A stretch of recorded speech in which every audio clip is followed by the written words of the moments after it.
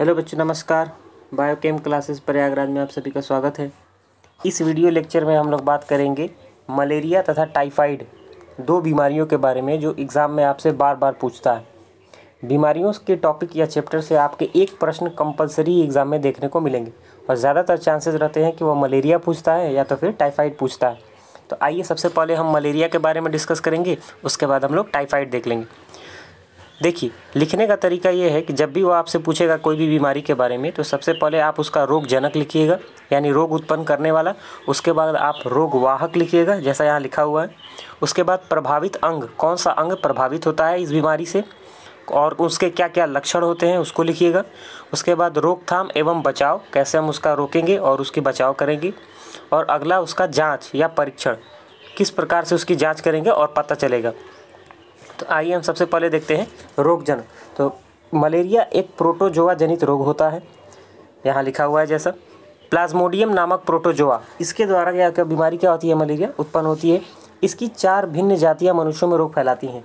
तो जो आपका प्रोटोजोआ से होने वाला जो प्लाज्मोडियम है, प्लाज्मोडियम, उससे उसकी 4 जातियाँ आपको दिखाई देती हैं। पहला है प्लाज्मोडियम वाइवेक्स। यह जाति भारत तथा ट्रॉपिकल व टेम्परेट क्षेत्रों में पाए जाते हैं। 48 घंटे के बाद बुखार एवं इसे बिनाइट टर्मिनल मलेरिया भी कहते हैं। 48 घंटे के अंदर इसमें बुखार तेज़ी से हो जाता है। दूसरा है आपका प्लाज्मोडियम ओवेल।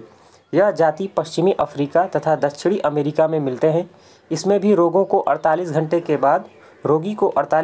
बाद बुखार आता है।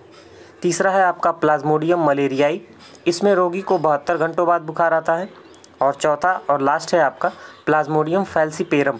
इससे सबसे घातक तथा गंभीर मलेरिया होता है, जिसे प्रमस्तिष्क यानी ब्रेन का जो भाग होता है, सेरिब्रम या परनीसियस मलेरिया भी कहते हैं, क्योंकि यह 24 घंटे में रक्त तथा मस्तिष्क में स्पोरोजॉइड्स संक्रमण अवस्था बना लेता है, जिससे व्यक्ति की भी जान जा सकती है।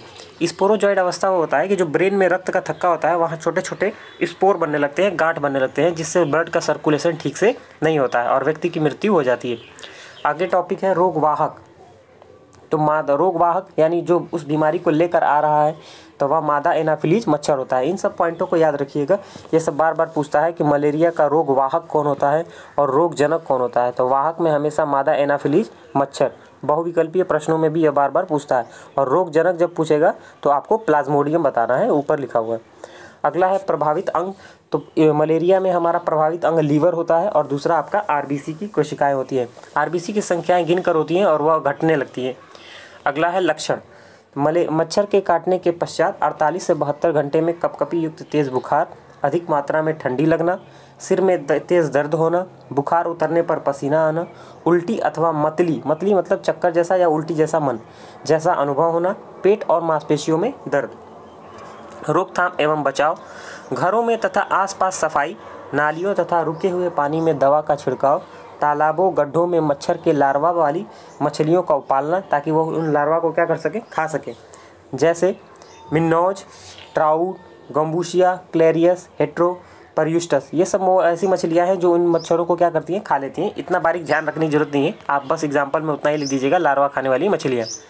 सोते समय मच्छरदानी, खिड़कियों में जाली, मच्छर के कॉयल आदि का यूज़ करना। अगला है, यहाँ कोने में देखिए लिखा है, गंदे गड्ढों तथा तालाबों में DOT, dichloro diphenyl trichloroethane, BHC, benzene hexachloride का छिड़काव करना। किंतु BHC जो है वह आपके भारत में बैन है, तो ये सब चीज़ों का ध्यान रखिएगा आप लोग।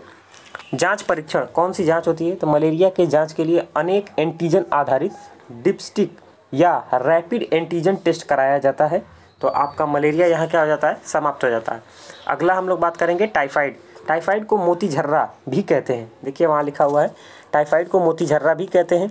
रोग कारक, जैसा मैंने बताया है कि आपको क्रम सही लिखना है बीमारियों को। रोग कारक, यह संक्रमण रोग साल्मोनेला टाइफी नामक जीवाणु से फैलता है, यानी बैक्टीरिया से फैलता है। रोगवाहक, यह दूषित जल अथवा दूषित भोजन के सेवन से होता है, यानी बाहर के जो भी मार्केट की आप चीज़ें वगैरह खाते हैं, अगर वह दूषित है तो उससे भी टाइफाइड फैलने के चांसेस ज़्यादा रहते हैं। टाइफाइड फैलने के चांसेस अक्सर बरसात के मौसमों में या फिर आपके हल्की उतरती गर्मी के मौसमों में दिखाई देता है। उस समय जीवाणु बहुत ज़्यादा एक्टिव हो जाते हैं। रोगवाहक यह दूषित जल अथवा दूषित भोजन के सेवन से होता है। अगला है प्रभावित अंग, शरीर की छोटी आंत यानी स्मॉल इंटेस्टाइन और आमाशय यानी स्टमक पेट। तो अब दूषित भोजन करेंगे तो सबसे ज़्यादा नुकसान कहाँ होगा? छोटी आंत में और आपका स्टमक में, आमाशय में। लक्षण, रोगों को लंबे समय तक तेज़ बुखार, रोगी को लंबे समय तक तेज़ बुखार लगभग 39 डिग्री से 40 डिग्री सेल्सियस तक, आमाशय की भित्तियों में सूजन तथा पूरे शरीर में दर्द, पीड़ा अधिक होने पर आंत में छेद हो जाना जिससे मृत्यु भी हो सकती है। यह गंभीर पूरा मलेरिया टाइफाइड आपका चला जाता है जिसमें मृत्यु होने के चांसेस बढ़ जाते हैं। कमजोरी, अपच, सिर दर्द, भूख का न लगना। बचाव और निदान के लिए, इसका बचाव और निदान बार बार पूछता है। खाद्य सामग्री को ढककर रखना ताकि मक्खी व जीवाणु प्रभाव में न डाले। रोगी को प्रकाश व हवा युक्त कमरे में रखना। जल को उबाल कर पीना। वातावरण को स्वच्छ व रोगी के मलमूत्र आदि के पश्चात सफाई का ध्यान रखना। जांच के लिए, इसका जांच हमेशा याद रखिएगा, टाइफाइड में कौन सी जांच की जाती है या अति लघुत्तरीय प्रश्नों में पूछता है। तो जांच के लिए विडाल परीक्षण यानी विडाल टेस्ट के द्वारा रोगी की जांच की जाती है। चैनल में अगर आप नए हैं तो इस चैनल को सब्सक्राइब कर लीजिए। हम ऐसी वीडियो और लगातार इस पर अपलोड करते रहेंगे। धन्यवाद।